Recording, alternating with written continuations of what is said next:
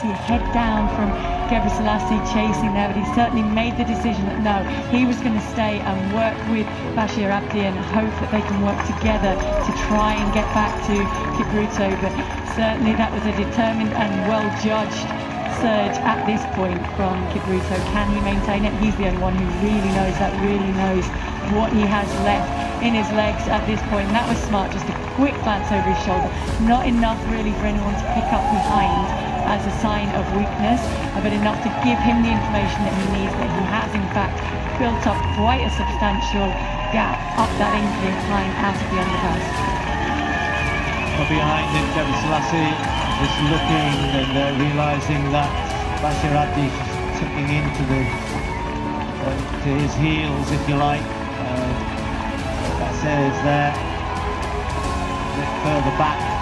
He suddenly was getting close to this group, and then all of a sudden it just all broke up as Kipruto kicked on and decided that was the point at which he wanted to move it. They've just been hanging on to each other too much, really. And so he looked as though he's beginning to head for what would be a great victory for him. Third, a bronze medal at the World Championships in those incredibly difficult conditions in Doha in 2019.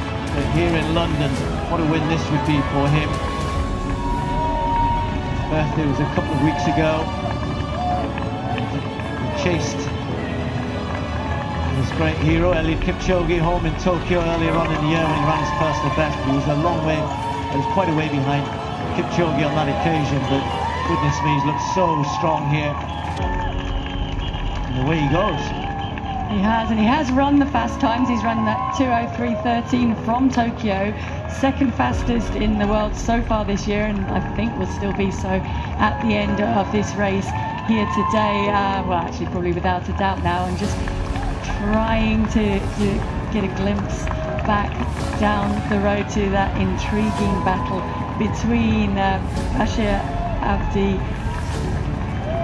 Is amazing. They're trading, aren't they? They're trading between the two of them, but not making any inroads at all. In fact, that lead is just continuing to grow at the moment to Kipruto, and that will just be giving him even more energy to push on. He knows he's done it. He's got a clear road ahead of him, and he can kind of relax as much as you can when you're running at the pace that he's running at here today.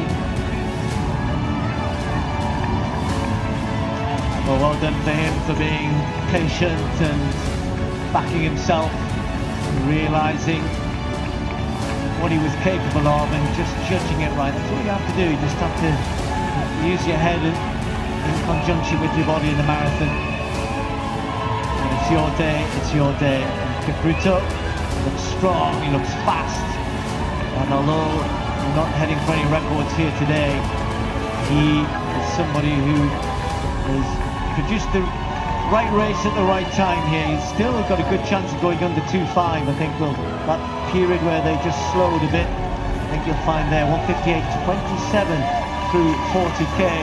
So he's just got just over 2k to go. So yeah, he'd have to go some, but definitely a possibility to be right around the 2.5 mark, isn't he? Thereabouts. Yeah, which is still very quick running. It's just by the measure of how much essentially Kipchoge and others have moved forward that barometer for men's marathon racing. I mean, we talked about 20 years ago today. 20 years ago today, there was a men's world record set here in the London Marathon by Pelli Canucci, and that was 2.5. So it's taken that long for us to say that 2.5 is actually not really a quick time, but it is still a very fast time, and it's the way that it's been run today. And I think, as we've seen, the way that Kipruto just judged that surge up that pull out of the underpass to perfection, and just a maximum hurt time for everyone else. He was able to throw that in and crest out of it and just maintain that pace and that rhythm.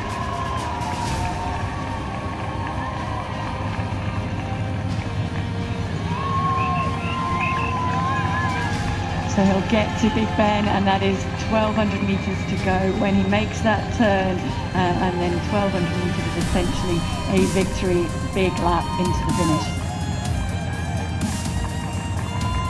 Well, we've got a wonderful view there, looking down as he heads towards Big Ben. And that's a pretty good lead he's got now. There's a really good scrap going on for second, third and fourth behind him, and that's what it is though. It's a race for second, third, and perhaps Tano can just try and get himself latched on to Bashir Abdi, who's leading. Gebre Selassie hanging on to him at the moment, just keeps looking behind though, doesn't he? Sees his teammate just behind. And at the front, Kipruto looking so strong. He says that he grew up learning about Sami Wanjiru, the Olympic champion from 2008. Sadly died in an accident after that, but he's the man, he said, who inspired me to get going. And in recent years it's been Eliud Kipchoge, of course it has. And he runs for the same team as Eliud Kipchoge and knows him well. Ran for Kenya at the Olympics, didn't manage to finish on that occasion despite that bronze medal at the World Championships. Tricky conditions in Tokyo as well, or in Sapporo indeed, where the Olympic marathon was held. But today, it's been very much to his liking. Just needs to keep pushing on. I mean, I know you're right, Paula. Oh, look at this. A bit of a break here from Gebre Selassie to try and get away. There you see the scrap for third. Sadly, Bashir Abdi could well be coming on with the man who comes third all the time. He might be on for another third yet. Just needs to keep working hard, as we were saying today, on very tired legs. A lot of racing already this year, and trying desperately, isn't he, Bashir Abdi, in those yellow armbands to work himself back at least onto the heels of Gebre Selassie, and then to try and surge from there, and also trying to draw himself away from Etano, who's trying to chase him in. So a lot still to play, certainly for this second, third and fourth here at this stage, but no question, I don't think, about the man who's going to win it. The question is just how fast will he run. Oh, what a day for Amos Kipruto. The Kenyans who were always wanting to come and run well here, but they were concerned that they didn't have enough guys in the race for various dropouts. But to be fair, while Amos Kipruto was on the start list, they had somebody who definitely had the ability to win this. And I think he's shown why so many people thought, certainly in the elite ranks, that he might be the man to beat, and he's proved to be exactly that. But doesn't he look so good, looks so in control, lovely running action, very economical. Great running from him. Yeah, it looks serene. I mean, it's not warm here today, but he's barely sweating either, so his physiology is working so efficiently. All of that heat is just being wicked away, and the sweat has been evaporated as fast as he's running, and he's running phenomenally quickly. And I think he's just taking it perhaps below that 2:05 barrier, which is still a measure of a very quick running, as we were saying. And you can see in that shot down the road there, are spreading across the road in that battle for second, third and fourth, in a way bid to just try and maybe creep up on someone without them quite expecting it. Just took that island a little wider than he needed to. That might just rob him of the couple of seconds that he might need to run under 2:5. He's moving nicely enough. I'm not sure we'll see him sprint.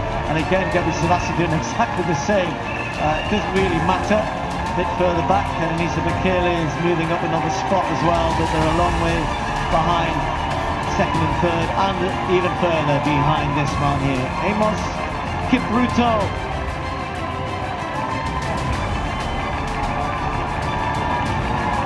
So Kipruto will be enjoying these moments, perhaps the biggest of his career, so much so that he manages a bit of a wave. He's not so bothered about the clock here. He has run quicker. He's personal best set in Tokyo earlier this year, but this is his moment.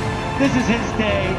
This biggest win of his career, the world bronze medalist from 2019, becomes the London Marathon champion of 2022, and it is well inside 2 hours 5. Great performance from Amos Kipruto. Looked so good for so long, and when he made the move, it was a decisive one. Trusted himself. He does look tired now for the very first time, and so he should be. But what a good performance from him. Well, Lil Gebre Selassie was not one of the more fancied, certainly of the Ethiopians who is here, but what a race from him as well. Really good performance, managing to hold off Bashir Abdi. So he takes second place, Lil Gebre Selassie. Congratulations to him. And then Abdi third in a big race again.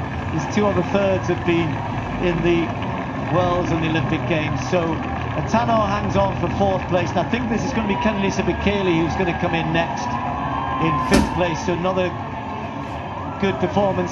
Don't forget, Kenenisa Bekele, despite being one of the greatest of all time, he's 40 now, and to still be running at this level, he's going to run under 2 hours and 6.